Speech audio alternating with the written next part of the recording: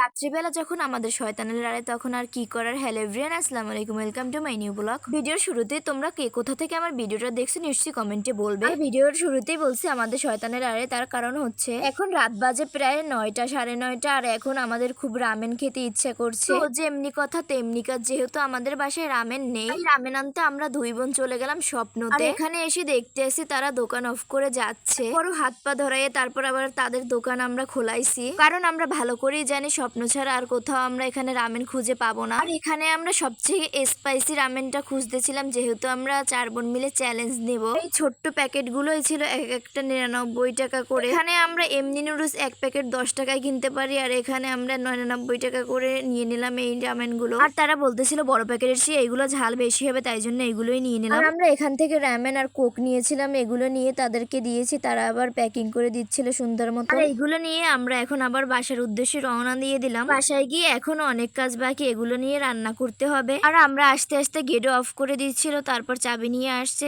তারপর আমরা ঢুকছি বাসার ভিতরে। আর বাসায় এসে সর্বপ্রথম চুলার উপর একটা প্যান নিয়ে নিলাম রামেন গুলো রান্না করার জন্য। আমরা ভাই বোনরা যখন একসাথে হই তখন রামেন খাওয়ার চ্যালেঞ্জ অবশ্যই হবে। বাসায় যদি রামেন খাওয়ার চ্যালেঞ্জ হয়, লাস্টলি আপুদের কন্ডিশন দেখার জন্য খুব এক্সাইটেড থাকি, কারণ ওরা ঝাল অত বেশি খেতে পারে না। তারপরও আমরা জোর করি ওদেরকে চ্যালেঞ্জ নেওয়ার জন্য। দেন ওরা যদি হেরে যায় তাহলে আমরা একদিনের জন্য ওদের কাছ থেকে ট্রিট পাবো মেবি। দেন ওদের সাথে একটু চ্যালেঞ্জ নিয়ে ঝাল খেয়ে যদি ওদের মেন্টি ব্যাগ ফর্সা করতে পারি, এর থেকে সুবর্ণ সুযোগ আর কি হতে পারে। এদিকে আমি আপনাদের সাথে বকবক করতে করতে আমাদের রান্নাটা কিন্তু হয়ে গেছে। পুরো সমান ভাগে সবাইকে সার্ভ করে দিচ্ছিল ফ্রিজে। আর এখানে আমরা রামেনের সাথে ডিম আর কোক রেখেছিলাম। তো রামেনটা অনেক ঝাল, তাই জন্য কোক তো লাগবে একদম মাস্ট।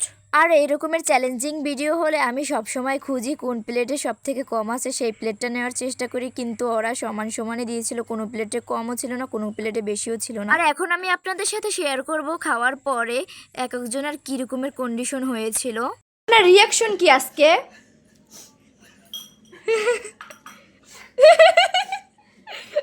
আপু আপনার রিয়াকশন কি?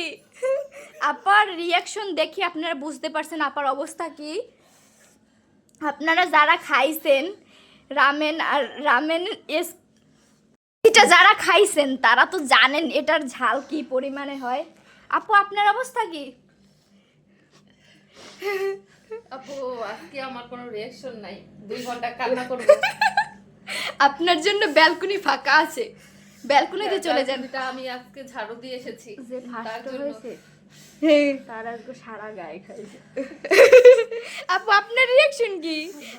আপনি তো সেদিনকে কাস্তি খাওয়াইলেন, আজকেও আবার খাওয়াইবেন কি? বুফে ট্রিট দেবে আপায় এবার।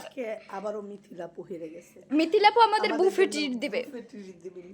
মিথিলাপু আমাদের বুফে ট্রিট দিবে।